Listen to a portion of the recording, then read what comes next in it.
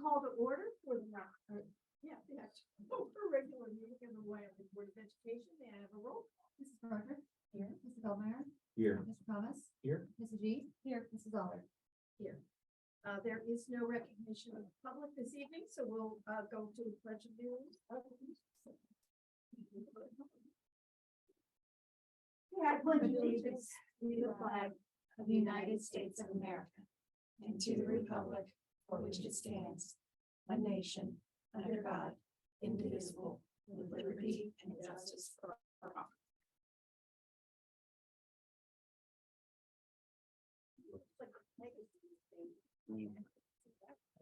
Sorry. Yeah. All right, board committee reports. We will not have a finance committee report tonight because the finance committee did not meet beforehand. They are going to meet next week when we have some income tax reports that we can analyze. So I'm going to go right on to citizens advisory. And I believe you have. Yep, I can start that out. We did have a meeting on October 11th. This was the first time this year that we've switched to virtual meetings. And so we feel like that just allows for people to be more flexible with their schedules at home. And it's a great opportunity to do that. So that meeting was held virtually. And it was the first time that we really dug into the work of the 2 different studies going on. And so those studies are gifted services and weighted grades. And we will continue with those studies and work with the teams throughout the year until we get to, I want to say, March and April, which are the months that they would go ahead and present their recommendations on the studies to the CAC and then to. Thank you very much. Superintendent committee liaison reports. The belonging committee, I believe, is met. Our committee did not meet in the last sorry. month, but I will be reaching out to the committee to schedule a conversation, really just to look at the actions that are in place across the entire district, again, focused on belonging. The Belonging Inclusion Collaborative, that group of staff members, community members, we did meet on the 18th, so October 18th. And I think the thing I wanted to share about that meeting was we're in a little bit of a rhythm now in that conversation where we're identifying celebrations. What are the things that are happening to be more inclusive across the district that we can celebrate? And then we're having this monthly conversation to identify the opportunities that we can take to be more inclusive. And then within each meeting, we are having some learning to grow the capacity of the Belonging and Inclusion Collaborative members of the team. So the learning that we focused on this month was really public school works. And public school works is the online professional development tool that we have in the district. And part of one of the public school works lessons was really on inclusivity. And so we, as a team, focused on what materials were presented to the school district. We spoke about that, and there were some takeaways that we shared within the group. One of the takeaways also from our last meeting was each of our Belonging Inclusion Collaborative members is going to have an open house in their building for other staff members to come in, see what it's all about, have conversations, see how we're trying to build this culture of belonging in the district. And it puts them in a position of leadership. And we're excited about those open house opportunities, and really for staff members to get to know more about what's going on. What are you doing that? How are you logistically doing that? Each member is really thinking about that their own. Yeah, I'm not sure. We'll get more definitive plans as we come back together, but they're doing that when they're available. Really, the goal was to be flexible, to make it manageable for people. Yeah, the idea is to enlarge the circles beyond just the immediate group. It's kind of like the ripples, that more people participate in this conversation. Yep. This is one of the most thought-provoking experiences we've had in Wyoming. It's only been 2 meetings, but I found the next morning there are examples or discussions that are at the forefront of my brain, and I'm thinking about them right off the bat the next morning.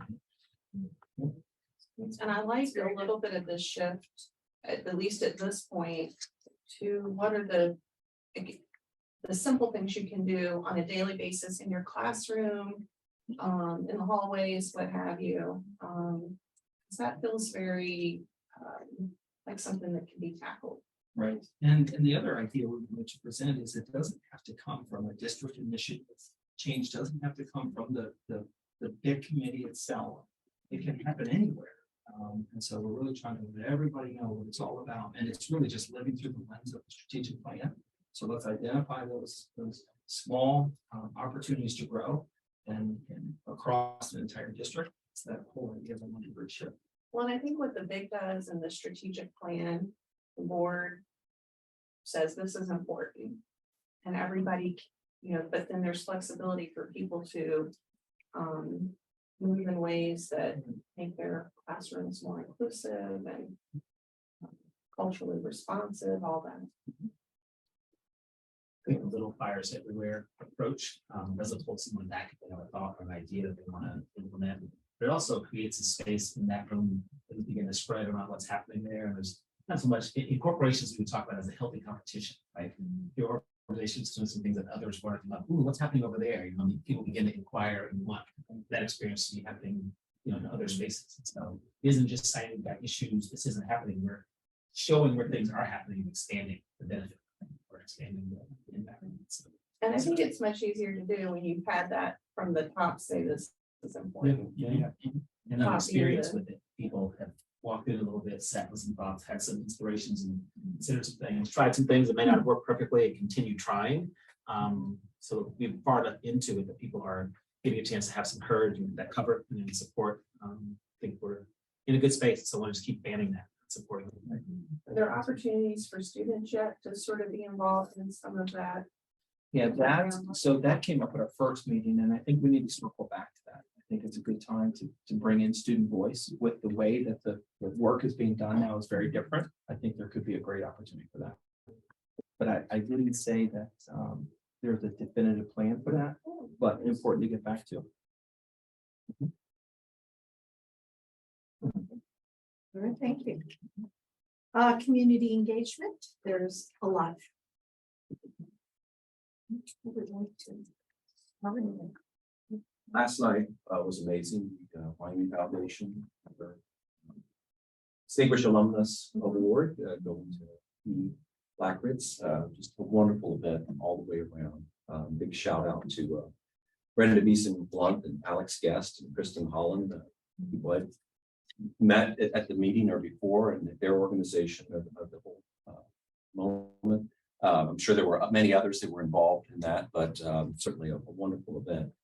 That 1 degree shift was alive and well that night, as Dr. Lackritz spoke of her experience in Wyoming and that little seed that was planted as an 8th grade student in biology. A teacher that had regularly written on their papers or tests something to the effect that isn't biology great or isn't biology awesome, and it just started the momentum.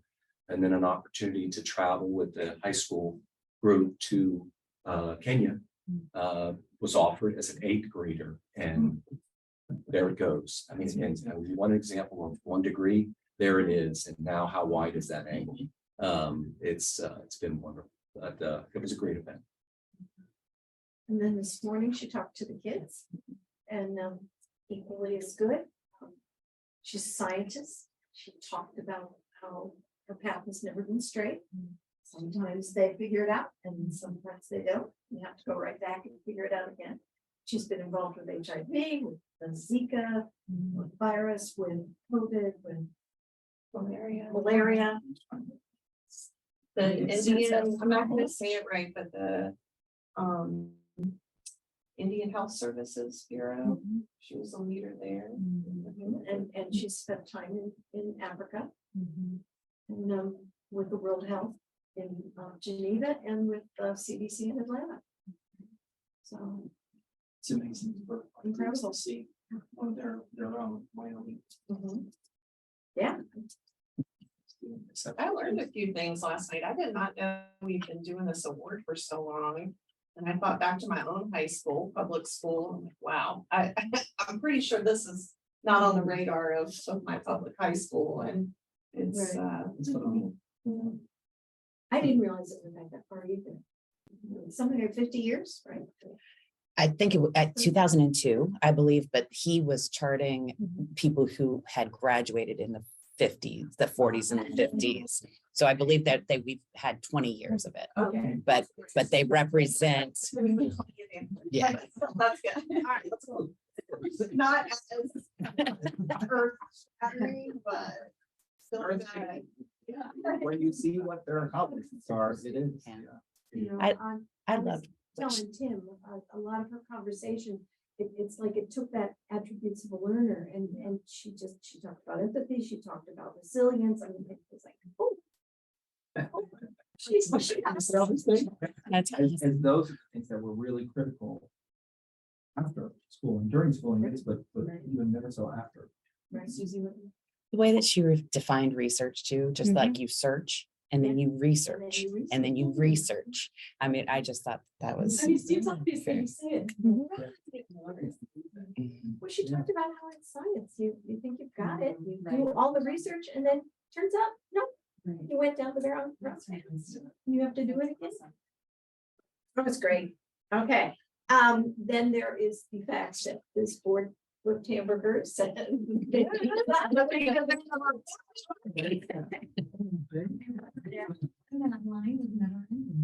That line, a lot of engagements. And all of them. Yeah, we did. That's how you thank you. My daughter. had this discussion over there. They were talking about how they work together to manage this window. And Gordon was like, I own that window. It's like, you worked as a seamless pair. Have a chance to enjoy that and be around you. And that's amazing. Yeah. Well, Eighth graders, I mean, seventh graders, they were like, I was, that was great. That, and then the community was so kind, you said like 3 7th graders, right? And you're like, who's doing the math? Who's getting the stuff? Who's doing the math? So it either went seamlessly or suddenly like an hour and nobody's doing anything. Like, the total. I'm like, no. Well, I thought I was very sharp in the beginning and then Yeah. a couple hours into it, trying to make change. We're like, where's Rhonda? Where's Rhonda?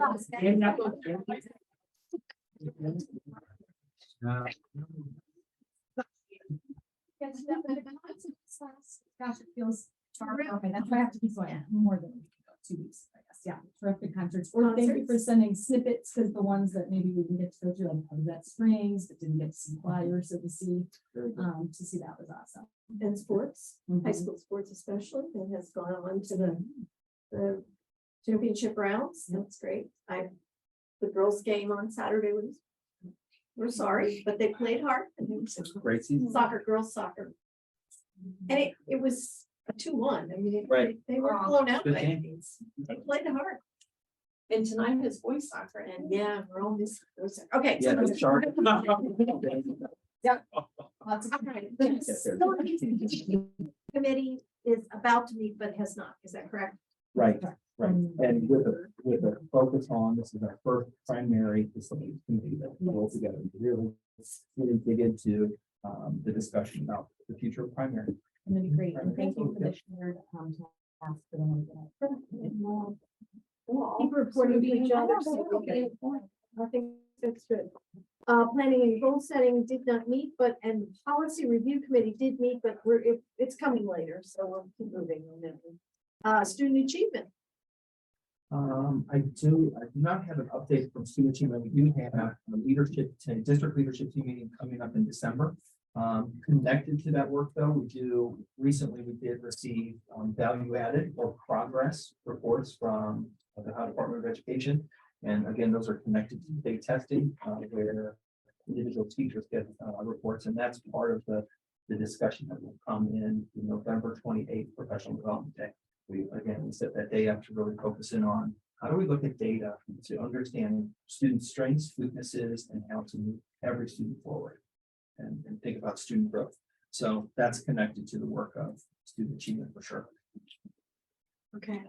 All right, the Board of Education report, we have a first read of policies, and the policy committee met with our Neola connection, and we as a group have been through them, and now we want to go through them all with you, since this is a first read, and we'll try to bring you up to date on what it is you're looking at. So, if you want to start, and, weapons comes down to, there are actually three together, as I think you possibly know one. 1617, 7217, and a third one that I can't make my fingers go to. 2174. 42. Yep. Yeah, there are, right, all right. And, John, just for your benefit, sometimes, the same policy will show up first for students, first for teachers, and sometimes for classified staff, sometimes for, if I left out, visitors. Okay. Okay, so that's why you get a group that actually they all say the same thing. And in this case, it refers back to some changes that happened during the HB 99 bill. And bottom line is it clears up, maybe it doesn't clear up, it just reminds us about the qualifications of the school safety zone and the fact that that we still, certainly we here in Wyoming still require that there are no guns in the school, and the guns, even if you have a concealed carry permit, they have to be locked in your car when you are on our school safety, within our school safety zone. Defined as our school building, our parking lot, our playground, and even school activities can be incorporated in our school safety zone. And I want to make sure I interpreted correctly that little paragraph. It said, if we decide that someone can come on the grounds armed, we will announce that to the community. Did I read that? But it's not saying that we're doing that, of course. It's just saying if we ever in some point felt we needed to have an armed presence, Mhm. that is something that we would announce, not names per se, but Yeah, and the other ones are really about that communication. Right, and school districts, there are some in Ohio that are allowing guns in the schools, so we're not one of them, though, right? So, We are. I want to make sure people do understand that just because this language is being incorporated, it's something from the state to respond to Right. HB 99, not that we're having plans in the works. correct. Now, this is where I'll get confused. 2413 is the next one on the list, but unfortunately, it's not the next one in my file. Somebody's got 2413, go for it. Well, I find. It talks about career advising. So I've joined the policy committee. And team. So this one, you see some of the updates in green, but just reminding career advising is an integrated process. Helping students understand their personal interest and how those things connect to strengths, their academic and career goals. So the ads are saying that the district's career advising plan should include all those things A through F are already listed. G and H are the new ones, referencing career fields that require industry recognized credentials, certificates, and degrees, but also things that are ways to offset the cost of post-secondary education. Which are also for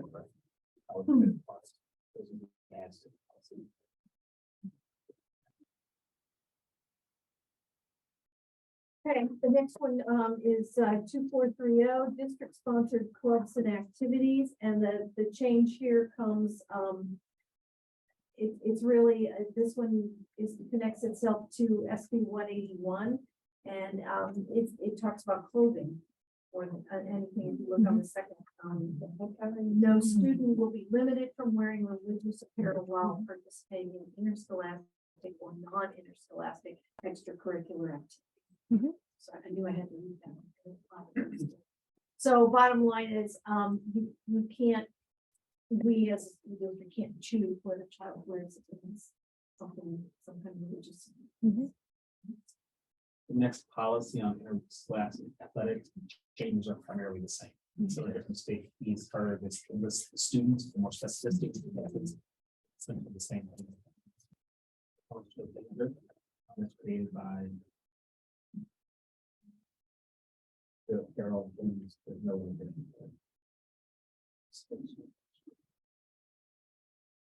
And the next one is 3120.08, employment of personnel for co-curricular, extracurricular activities. And I'm actually gonna let you guys, the administrators, jump in on this one as well. This pupil activity permit, which are our coaches have, Mhm. and our, people who work in our district and work with, after school groups, they have.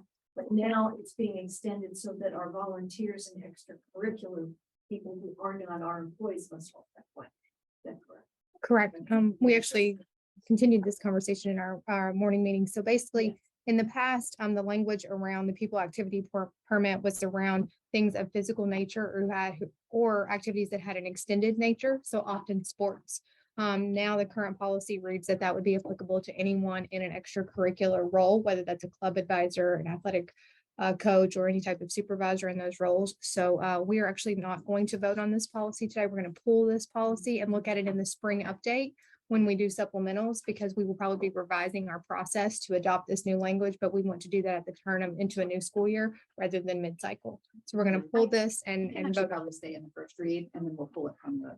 Okay, gotcha, It's gotcha. gonna stay in the first reading. And we'll, And then we okay, will, we perfect. will not have it. I On the think second. As well, that after the policy met, the administrative team is going to take a look at. And Okay.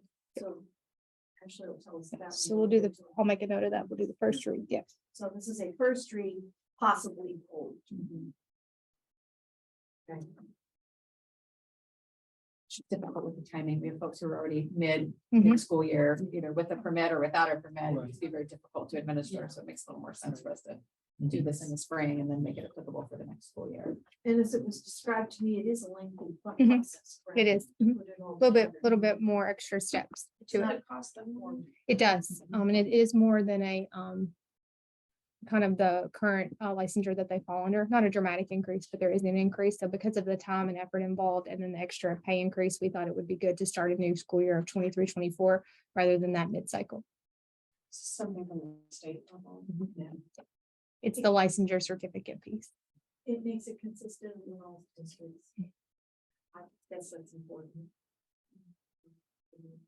And this is just wants to make it a supplemental, not a volunteer. So it's any person in a supplemental who does not hold a valid teaching license. So our teachers who are in supplemental roles are covered. It's those extra folks, sometimes community members, sometimes, outside members who are in coaching roles or non-athletic supplementals that would have to have that. So a lot of our coaches fall into that. As far as our non-athletic supplementals, we're But probably like around science 7. Olympiad, Correct. like Laura Lou, like Mhm. somebody that's. Somebody who associated. doesn't have that teaching license would then get this particular program. And when they have to pay for that, they have to pay for that, or is it eligible for any? No, they pay for reimbursement? that just because that license is good across the state. So it's not only eligible for Wyoming City Schools, they could take that and work in a different district or a different surrounding area. So we do not currently cover the cost of that. And do they have to renew that every year once you? So the get- first time out of the gate, you get a 1 year. But then after that, after you've been in the system for 1 year, then you can do it in 3-year increments or 5-year increments, depending on the license. But if Is that people have true, the sports folks Mhm. too? people activity permits can be 3 or 5. And in fact, after a while, I encourage people so that they don't have to keep it on the calendar every year to kind of do that. And there's a little bit of cost savings there as well. Mhm. But the first time you apply for one, it is 1 year. And then after that, you can do the subsequent years. For a pupil activity permit, it's about $45 for their current most of our current folks in a just a non-athletic would be about $25. And then if you have a specialized license on top of that, it can be additional, but most of those folks that would not be applicable to. All right, well, we've talked about the weapons, so I'm skipping down now to 5111, eligibility of resident, non-resident students. This is just a kind of a verbiage change. It hooks into the safe at home, which we passed maybe last year. We passed it recently, this HB 93, that if a family for one reason has to leave their residence and needs to be protected, they can be given a false address, or a made up address, and yet still be part of our school district. And this kind of cleans up any language to make that all. I just think this was not a change of it, but just reminded me, because this came up as a question, that I do love that when the child lost their parents, that they didn't have to change schools right away, but they can connect with the school year. That's a reason I don't know. this is kind of on this topic, but I mean, it's a little bit, but what if somebody lost both their parents? But the house was, like they had their guardian move in with them. So it's not, it doesn't read like not their parent, but it would be their guardian, they'd be able to stay, or would that fall under like, you would have to see if they can still, like, have to. The way I read it was more like, if you're not under a grandparent, right? Hang on, where did I miss it? It became their legal guardian. Right. In the district. then we would- And sometimes that can be a lengthy process. So as long as we have court documents pending that, the child would be allowed to remain until that decision has been finalized. You have to assume they in their house. Yeah.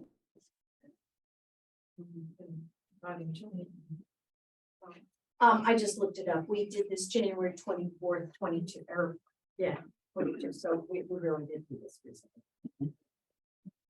All right, 5335, care of students with chronic health conditions. And this also is more a cleanup of language, correct, Tracy? So we just, Tracy attended the meeting and put it in order as we do it now. Yeah, we do all these things. It's just outlining what we do. Yeah. Okay. So 5336, which is the next one, is care of students with diabetes, and that's kind of the same thing. The changes are more verbiage, and actually the intent has not changed. Correct. And then the next one is 6700, which I have to go home. Oh, no, wait. Great, thank you. Please do. Fair Labor Standards Act. Much of it is similar to before. The update really is in the bottom where it talks about time, break time for nursing mothers. So it talks about the requirements for law, but how much space, the kind of space that needs to be allocated. It also mentions the employee prior to returning to work needs to notify the intent to continue breastfeeding. So there's an opportunity to set that up and ensure facilities are in good shape and ready for that person. So yeah, you see the details. Being able to express milk during regularly scheduled break periods. Lots of other details there. An interesting side note that really doesn't have anything to do with this one, but if you look up right above where the information is, there's Neola is trying very hard to eliminate pronouns. And so that's another example where it's just a verbiage change, but it's the attempt is they're truly trying to.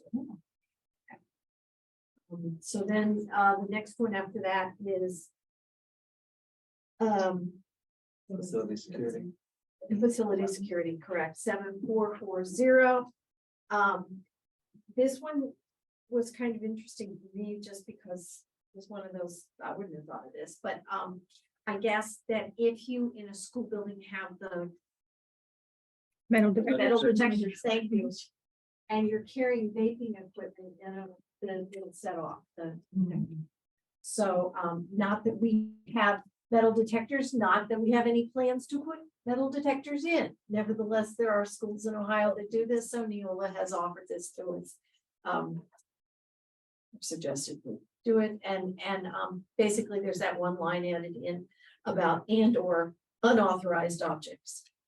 And Which there, means this calls out that it is looking for those things also. So if they find them, they have license to take some action on it. As opposed to prior to that being. and if we were to do this, I mean, one of the things that was suggested, you make a big announcement, but we're not putting metal detectors up, so. Just, and it also mentioned like cameras. Mhm. Yeah, it includes the. Well, and those- That's the reason why we. so Yeah, that's It's why, relevant. that's what we did just. Over there. Yes. Okay, the next one is on that is 7440.03, small unmanned aircraft systems, drones. Yes. Don't have it. And this kind of hooks into a federal law more than a state law. It just gives us information that we didn't have before and probably need. Is that the best way to describe? I think the law's just been updated. Right, just a legal on how you citation. Operate Mhm. and what you need to do to be able to operate. a drone. Is it on school property? Yeah. above school. property. Right. Yeah. Because we do have drones in the classroom, some, or some classrooms. Yeah. Use drones, so it's not unheard of. I know there was an after-school program a year ago or so, where they would get on after school. Yeah. Use drones, but, Do we use them at the football games at all, like for pictures or any of the sporting events? I don't know that we do officially, but they have been seen. Being used, who's operating them, I don't know, and they're not frequent. The other time that I've seen them is on field day, last day of school, primary school. Some parent with a boy who wants to capture the moment. But It would be best to get approval for, I mean, they would need to, we have policy that dictates the use of them, and if they were, there is a process to go through, whether that's through the athletics department or here. The biggest so- step is there needs to be an ask. Prior approval. right, and that's in 744.0.03, it talks about, yes. Following the connections of letting us know that that's. Okay, now we're at 8210, school calendar. It's just somehow been in the conversation. I just said you could do it along 2 years in a row, right?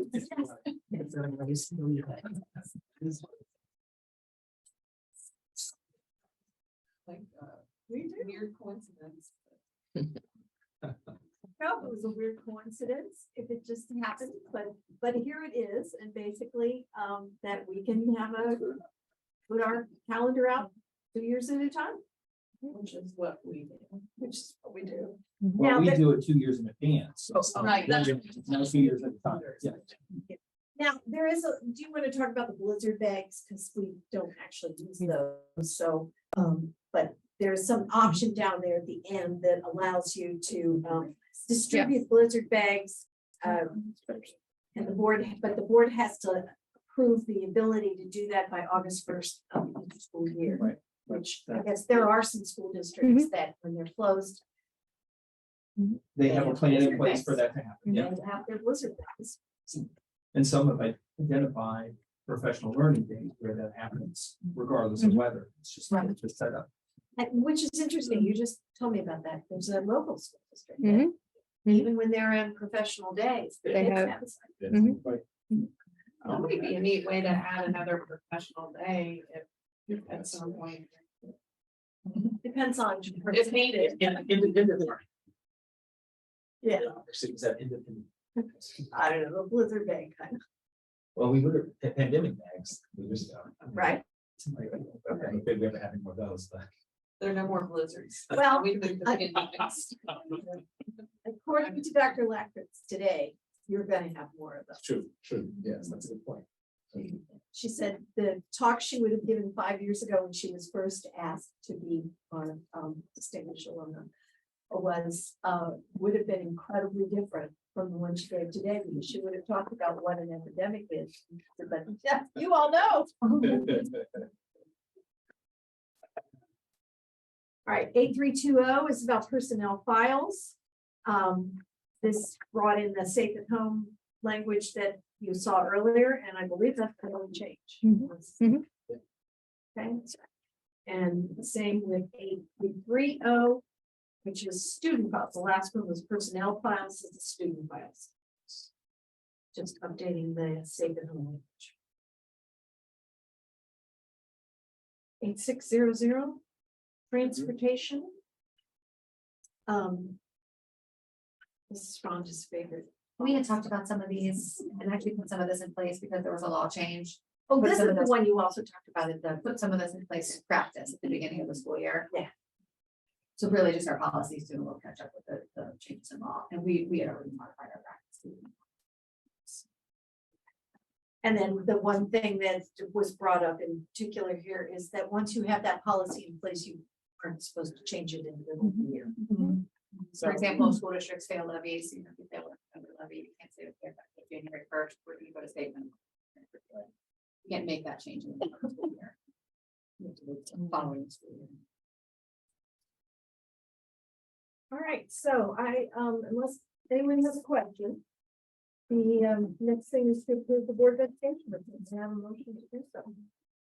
So move. Thank you. Second. Now have a roll call. Mr. Bellmeyer, Yes. Mr. Thomas. Yeah. Mrs. G, Yes. Mrs. Zoller, Yes. Mrs. Broderick. All right, thank you. We will move on to the treasurer's report. Thanks, Jeannie. Item A, approval of the minutes from the regular meeting on September 19th and the planning meeting on October 11th. Item B, approval of the general fund financial statement for the month ending September 30th. Item C, accept with appreciation the list of donations. And just some really great donations listed there. Super appreciative of our partners. Foundation listed there and partners in the community. Item D, some appropriation adjustments for the month of October. Item E, the 5-year extension of our lease agreement with the Wyoming Schools Foundation. This is just a renewal of our current lease arrangement with them.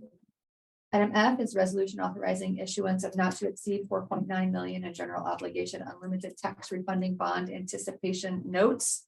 That was a little lengthy. We did talk about that at length at our planning meeting. We all had an opportunity to read in the update. That we've had just a minor shift as you know, the current interest rate environment. We're having an inverted yield curve. And so we will not be moving forward with this immediately. We're going to be monitoring economic factors that are influencing this. You know, it was never our intent to accomplish significant savings by doing this. You know, we were just trying to preserve the structure of the debt. But we certainly don't want it to cost money to do this. And that would be in the position that's where we would be if we did it right now. So we're going to continue to monitor it. The resolution itself is good for a year. Certainly be back in communication with you, you know, as we monitor the interest rate environment, if and when we decide to pull the trigger on this. Great. Item G is approval of the report, please. All right, may I have a motion to approve? I'll second. May I have a roll call? Mr. Thomas. Yes. Mrs. G, Yes. Mrs. Zoller, Yes. Mrs. Broderick. Mr. Bellmeyer. Yes. Thank you. Thank you. All right, the superintendent's report. Okay, thank you. Few personnel items. Number one is a recommendation to approve resignations for the purpose of retirement. And so we are saying, congratulations to great folks. Tell us about she can never leave. I tried to, and she'll, like I caught her in the parking lot. I tried to catch both of these two. And so Julie Brown, first grade teacher at Hilltop. I believe 18 years in Wyoming City Schools. She'll be retiring at the end of the year. Just a great passion for young learners. Just so energized, so again, passionate about kiddos. And so we're going to celebrate during the year and wish her the best of luck. I'm super excited for her. And then Craig Seitz, outstanding custodian at the high school. He has worked, you know, just about 30 years here in the district, worked at all building levels, impacting students, staff, families, just one of those individuals who will do anything to make sure that everyone else's day is easier around him. Just fabulous. Another one that you know, we're always sad about it, but super excited for them. So congratulations to them. I feel better about myself and my outrage at Mrs. Roush leaving. It wasn't because my children didn't get to have her, it's because all the other children. So I felt like I was a better human being. It wasn't being selfish. Oh, Good. Well, it's that time of year, so if there are going to be reservations, retirements is here. Well, there'll be reservations after the retirement. That's the whole plan. Yes. We will be hearing about it in the next Yeah. couple of months. I Yeah. think. Number two is a recommendation to approve these athletic supplemental contracts that you can see listed on the agenda. Number three is a recommendation to approve these non-athletic supplemental contracts. Number four is a recommendation to approve these non-athletic supplemental contract changes. So after the year started, there's some shifts being made, and so those each represent some changes. Number five, recommendation to approve a resident educator mentor training. This allows this teacher to be a mentor for new teachers. Number six, recommendation to approve Algebra 1 intervention scope work. These teachers are creating educational tools that will be part of Algebra 1 for students that have additional needs. And so it's going to offer intervention tools for them within Algebra 1. Number seven, recommendation to approve long-term substitute teaching position within special education. So this staff member is going to move from a position of education aide to a long-term sub within special education. And that is a need that we have. And so she's able to make that transition. And number 8 is actually connected to that. This individual, that's recommendation to approve support that that individual would provide to that teacher moving into that role for the time that she'll be in that role. And that is, I believe, Approximately 50 days. Yeah. Number 9, recommendation to approve additional ELL support, English language learner support.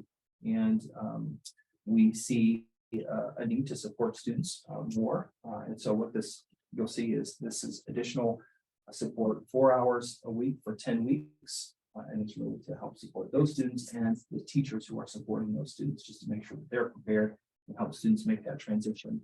Students who have limited English proficiency.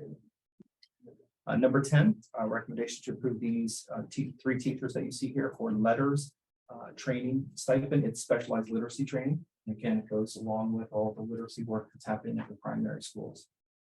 And number 11, recommendation to approve these overnight field trips. Very exciting. Again, looking at lots of travel opportunities for our students. So you can see 2 middle school opportunities and 1 high school opportunity here.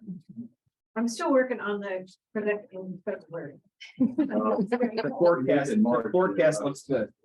And then the snow. Oh, it's a lot. Yeah. It's gonna be fun. Good prices. Dump it in the same one.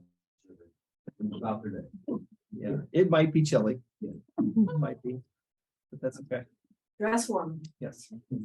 I do have an observation I'd like to share with the board at their time on the report. Under item 2, the athletic supplemental contracts. You may note that there are 2 items there dealing with cheerleading. One identified as both winter cheerleading, but they're designated as winter boys cheerleading. And there is no corresponding or complementary allocation of cheerleading support for girls programs, basketball or otherwise. So I'm concerned that, at least publicly, that we're allocating 100% of our winter cheerleading resources to the boys basketball team to the exclusion of our female basketball athletes, that we're producing the wrong results, and sending the wrong message to our female athletes, our whole student body, and into the general public. So thought about this a lot and reflected on it under our values and our strategic plan. And I just don't think that the current gender exclusive arrangement for our winter cheer program lives up to our values and priorities. And so unfortunately, tonight I'm not able to endorse the report. So I just wanted to let you know why. To be clear, I absolutely and fully support coaches listed in the entire contract, as well as all of the other supplemental contracts in the list. I believe the individuals on these lists are going to do amazing things for our students during the upcoming winter season. But I believe as a district, we can do better to ensure that more student athletes, regardless of their gender, are able to experience the full benefits of our coaches' efforts. So Tim and I have had conversations, and I think the prospects of doing better are there. I think things are going to get better. But as it's currently stated, the disparity and lack of support for the girls in terms of cheer resources is something that precludes endorsement. So just wanted you to know. Ask a question, Tim. Sure. So this listed as winter boys cheerleading. I imagine it's basketball that they're cheering for. Is the push that you have that we would have the cheerleaders available and scheduled to cheer for girls and boys at each of their, I don't know how they do it, it's all at home or home and away, but would your request be that the cheerleaders are cheering for girls and boys? I think there needs to be some proportionality and equal distribution between the 2 programs, so that both feel like they belong, that they're supported, and that they're part of the larger effort by the board and by the administration to give them that kind of presence of support that we all want, that we're all a part of. So I think, yeah, some measure of equal distribution is appropriate and in many ways required. Yeah. Is there any kind of system, or we just kind of old fashioned in a way? Is there any kind of system where teams could say, we like cheerleaders for this particular big volleyball game or particular girls basketball game, if the teams wanted it and the cheerleaders, I guess, would have to be available, but I'm not sure if those conversations, I would assume that sometimes that happens for big events. But I can't answer specifically as to when that might have happened. We, John shared that we talked a little bit about some things that we might be able to try this year to have girls experience that support. I think it's going to call for further conversations though about what are the options and how can we continue to think about this as something that is available for all students. Yeah, I think it's. no. I was just gonna say, I really respect your values and agree, but also because we're a small school, and I don't know, has there been a request that's not been answered because of inequity? Like, are there, are we not, have they asked, do they want that and we're not providing it, or? Well, as far as I know, in terms of the ask, I don't think either the boys program or the girls program have been ever asked if they want cheerleading support.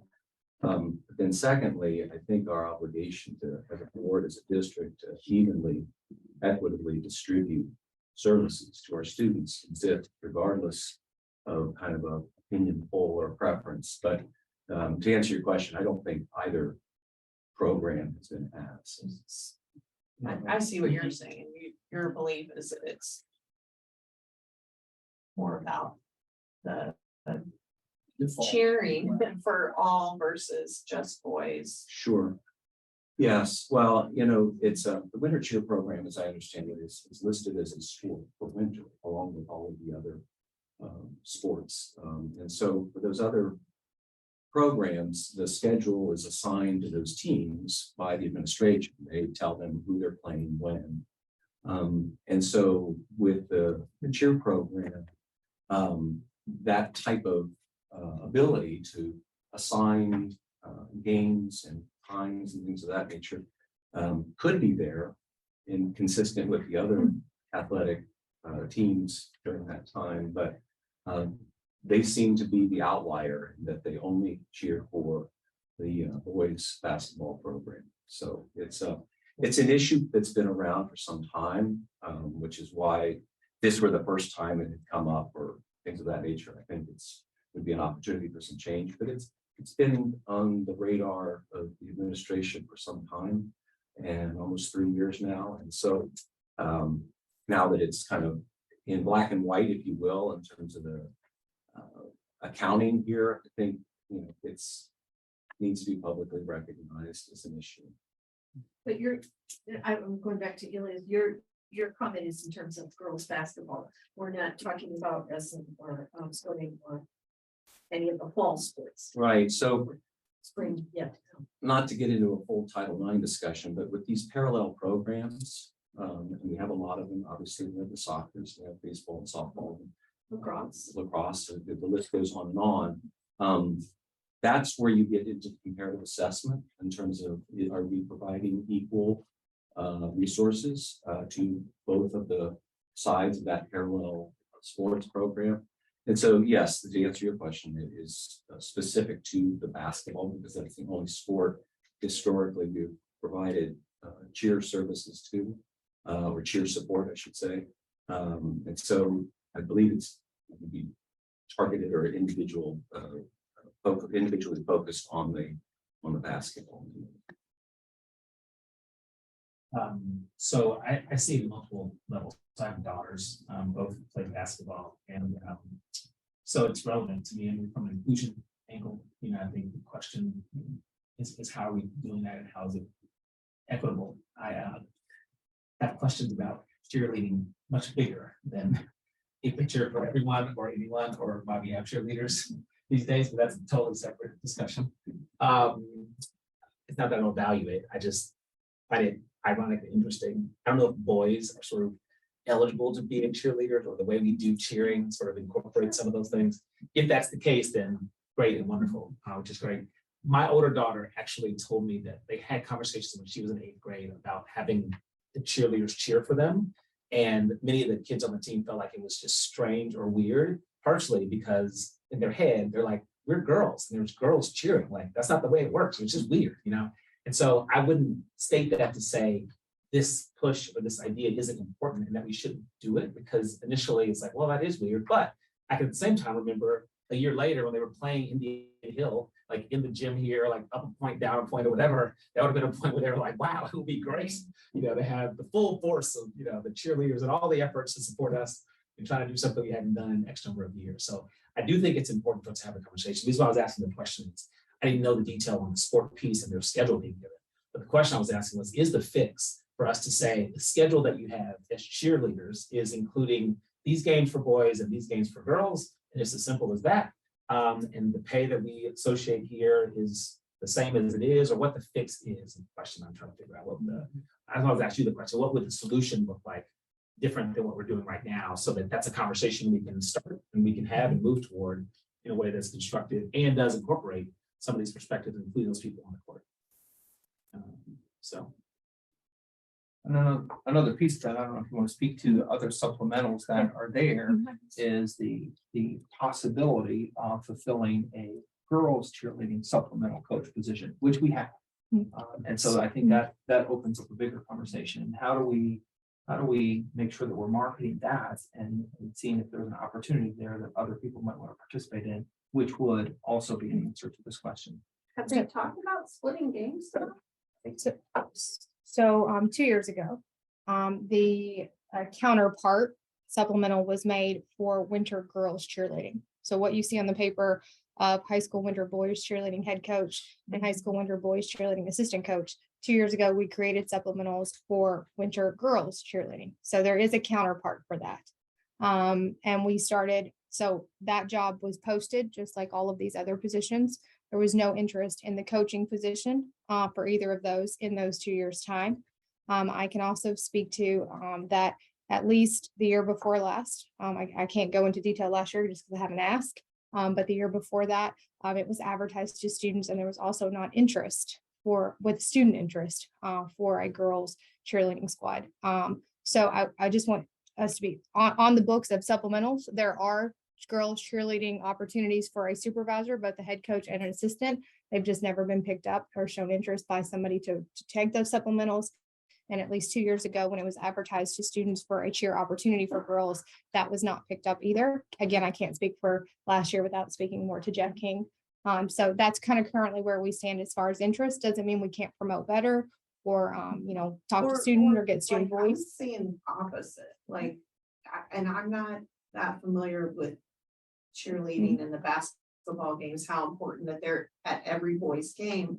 But if you just called it winter cheerleading head coach, and then sometimes they cheer for the boys, sometimes they cheer for the girls. I'm just wondering if they've discussed that, and that is it so out of the box, nobody was interested because nobody does that at other schools, or? So we started those conversations last spring, and that's part of the conversation coming into this sports year season, is to do some level of that, which we haven't done before. So it's the point we have coming here.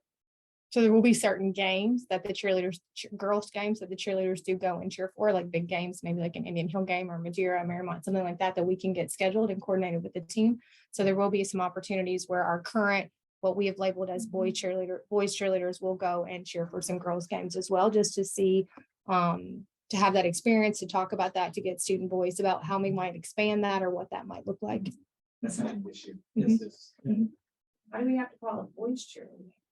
I think right now, just because we had looked at two different squads. So if you go to like a larger school setting, right, they have a girls basketball squad and a boys basketball squad. And the reason for that is historically basketball games, there's, 40 or 50 games in a basketball season. So to cover all of those would cover every game, not to your point, Kara, I see you're saying not every game, but if you covered every game, that's pretty extensive. So that's why they normally have two different squads. But I think what you're saying is, could we make one squad look at the breakdown of games maybe a little bit differently and divide that up? That's certainly a point that we could look at for sure. Because I even think you're talking about basketball and the winter sport, but there's some girls volleyball games That are huge. are as big as like the biggest boys or girls basketball. It's just interesting to think about. I'm not pushing It's a any of long that, but- discussion though, because there's a boys soccer team going on right now that is. Cheer. That's why Great to have it's a much bigger conversation. Sure. Like, And the piece that we have. what we have cheerleading for. and Right, the all piece this. that we haven't talked about is the cheer squad. They participate in competitions, and so it's not just about cheering for the other teams. Yeah. They participate in their own competition, and so they compete against other squads at a high school and at a middle school level.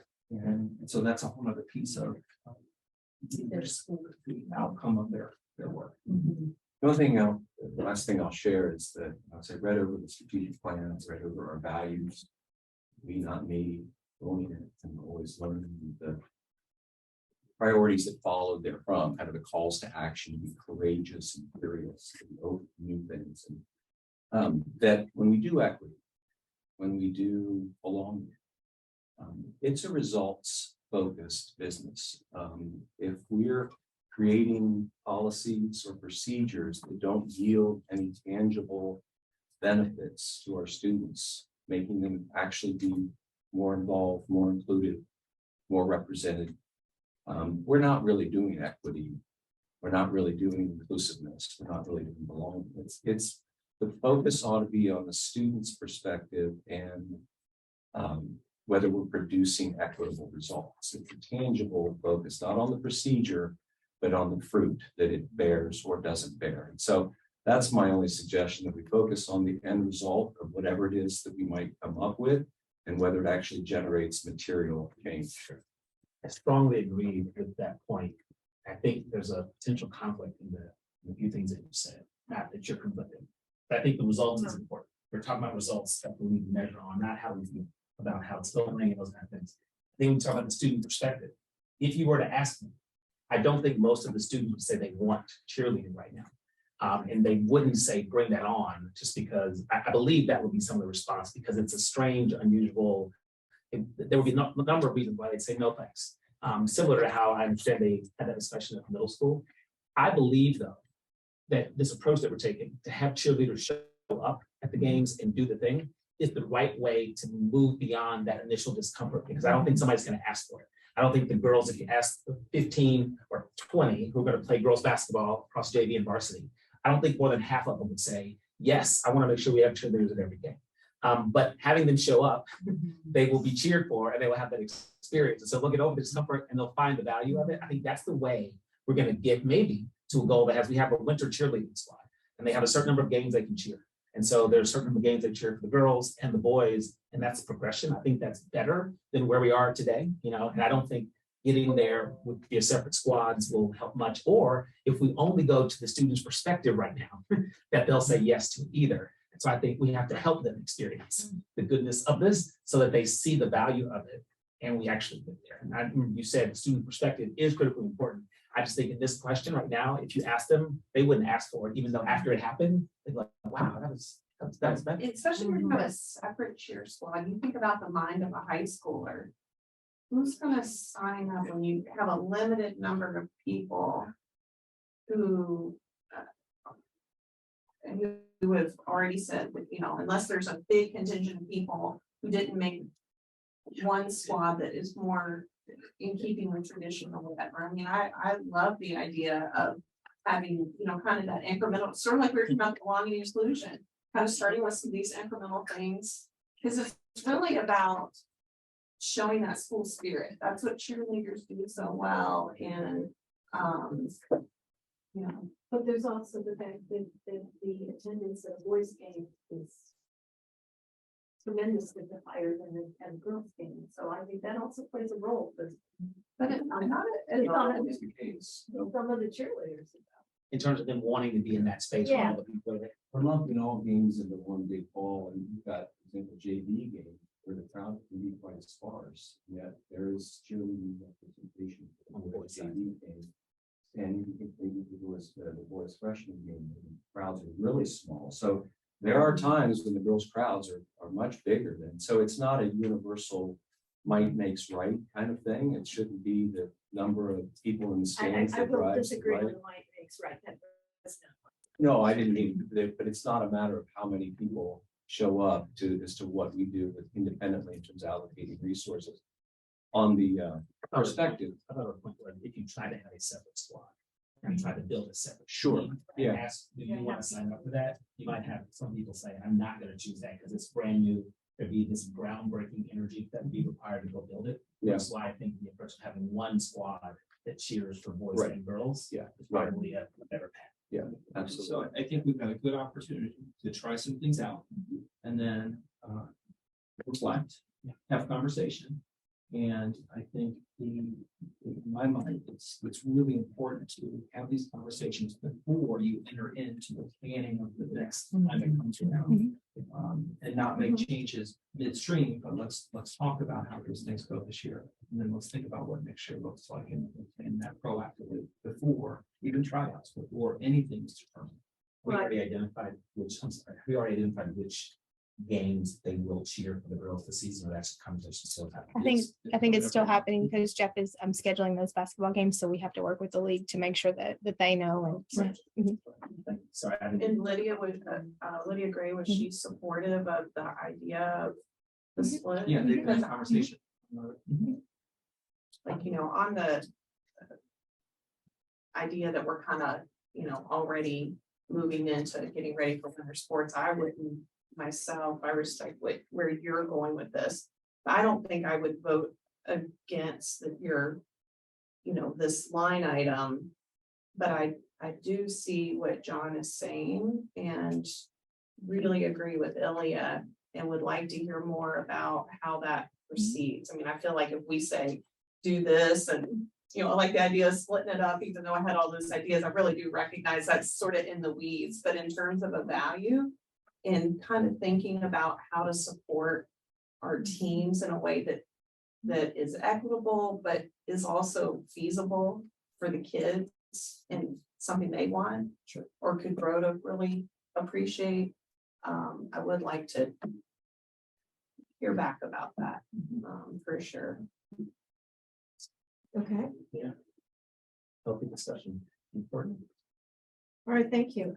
May I have a motion to approve the superintendent's update? I'm sorry, to approve the superintendent's report. We're not gonna vote on your update. So moved. Sorry, thank you. May I have a second? May I have a roll call, please? Mrs. G, Yes. Mrs. Zoller, Yes. Mrs. Barber, Mr. Bellmeyer. No. Mr. Thomas. Thank you. Okay, thank you. Now we're ready for the superintendent's update. Okay, now my update, just Yeah, sorry. really quick. It's a quarter of the way into the year. And it's just an exciting time. I think you all gave my update when we talked about Foundation Day and Dr. Blackritz and that exciting conversation. The awesome accomplishments that we're celebrating for the kids. We just recently celebrated our PSAT, outstanding performances by students, concerts, grade 7 through 12, choir, orchestra, band, outstanding. And our athletes are in competition for it. Have just celebrated a great season. So kids are performing at very, very high levels, and that's really exciting. It's a crazy time of the year, but it's a lot of fun. And so congratulations to our kids, and thank you to the staff and our families for supporting the awesome things that are happening for kids. People are tired, but it's all because of good things. So I just say that. That's it. Oh, Simple. great. All right, thank you. Really simple today. People are surprised. Now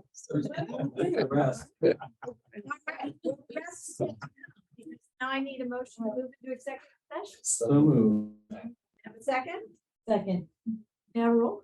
Mrs. Zoller, Yes. Mrs. Barber, Yes. Mr. Bellmeyer, Yes. Mr. Thomas, Mrs. G. Yes. All right, we are moving into executive session to prepare for, conduct, or review a collective bargaining agreement. Think it official. All right, thank you.